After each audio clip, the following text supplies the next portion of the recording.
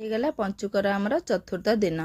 ତ ସକାଳୁ ମୋର ସବୁ କାମ ସରିଗଲାଣି, ମନ୍ଦିର ଠାକୁର ଦର୍ଶନ କରିକି ଆସିସାରିଲେଣି, ଠାକୁର ପୂଜା ବି ସରିଲାଣି।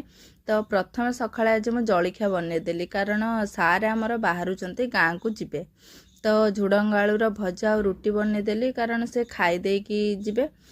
ଆଉ ଗାଁକୁ ଏଇଥିପାଇଁ ଗଲେ ଯେ ପୂର୍ଣ୍ଣମୀରେ ଆମର କାର୍ତ୍ତିକ ପୂର୍ଣ୍ଣମୀରେ ଭୋଜି ହୁଏ।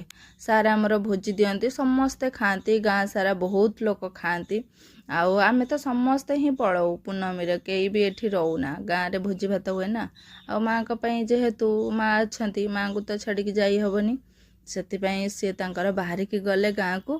ଆଉ ଆମେ ସମସ୍ତେ ଏଇଠି ରହିଲୁ। ଆଉ କ'ଣ କରିବା, ମନ ବି ବହୁତ ଦୁଃଖ ହେଉଛି, ଯାଇ ହେଉନି। ଏମିତି ପରିସ୍ଥିତି ଆମର ସବୁ ଚାଲିଛି, ଆଉ କ'ଣ କରିବା। ତାପରେ ଆସିକି ଏଠି ମୁର୍ଜ ପକେଇଲି। ତ ସାଙ୍ଗମାନେ, ମୋତେ ତ ବେଶୀ କିଛି ମୁର୍ଜ ପକେଇ ଆସେନି, ଭଲ ଲାଗୁଛି ନାହିଁ କମେଣ୍ଟରେ କହିବେ। ରହିଲି ସାଙ୍ଗମାନେ, ଜୟ ଜଗନ୍ନାଥ।